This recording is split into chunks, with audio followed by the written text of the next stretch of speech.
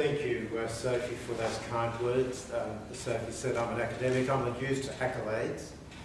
And if my children were here, they'd say, who's this man she's talking about? That's not our dad. Thank you all for coming here today for this important event. And by way of my background, other than what Sophie just mentioned, my personal commitment to the Cardiac Arrest Survival Foundation and its mission, I'd just briefly like to share a personal story with you. My wife, who was an ostensibly young woman, aged 33, who had just given birth to our two sons, died suddenly in her sleep. In other words, she just slipped away without waking, and she had had a cardiac arrest, which was fatal. But I'm not here to dwell on that. But what it demonstrated to me in the most confronting way, and what I want you to take from this, is that cardiac arrest can strike anyone, anywhere, irrespective of age, gender, or health status. In other words, it's a silent but not well-known prolific killer. The Foundation has identified a serious problem in Australia relative to out-of-hospital defibrillation. And today I want to talk about the solution. First of all, what's the problem? Well, first of all, cardiac arrest is commonplace.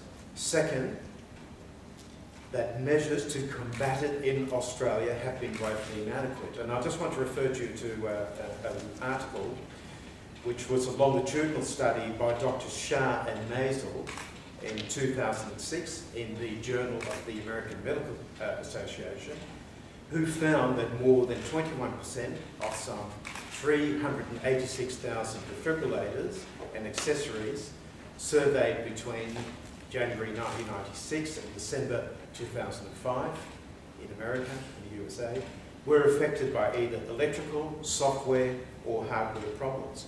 In other words, 1 in 5 did not work when and would not have when and if they were deployed. So 1 in 5 were utterly useless.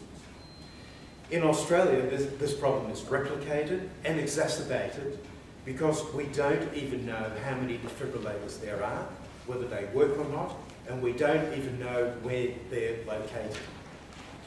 Also, we don't even know how many deaths occur annually. What we do know anecdotally from ambulance sources is that there are about 33,000 deaths each year in Australia from cardiac arrests. Even so, we don't know precisely how many deaths occur because there are unreported cardiac arrests when an ambulance is not called and the data is not necessarily collected, it's not collated, and it's certainly not made public. Further, there's a lack of public awareness and confidence in the use of defibrillators. Also, there's no legislation and, until today, no guidance for their proper deployment. As a result, many deaths are needless and lives could have been and could be saved. To this end, we thank Minister Shorten for his endorsement of the defibrillator guidelines launching and their publication by the registry. Briefly, the guidelines set performance standards for the proper deployment of defibrillators in workplaces and public spaces, and it establishes a registry to register all of those defibrillators which conform to the defibrillator guidelines. The registry also monitors the location and operability of those defibrillators, and it facilitates the establishment of a separate incidents registry that records and locates all out-of-hospital cardiac arrests, so that the critical mass of cardiac arrest is calculated in order to establish where public access defibrillators should be placed for optimum access. All of this information will be made publicly available. Also, the CASF proposes that the Commonwealth enacts legislation comparable to President Clinton's legislation in 2000, the Cardiac Arrest Survival Act, under which all federal buildings and facilities have to have defibrillators.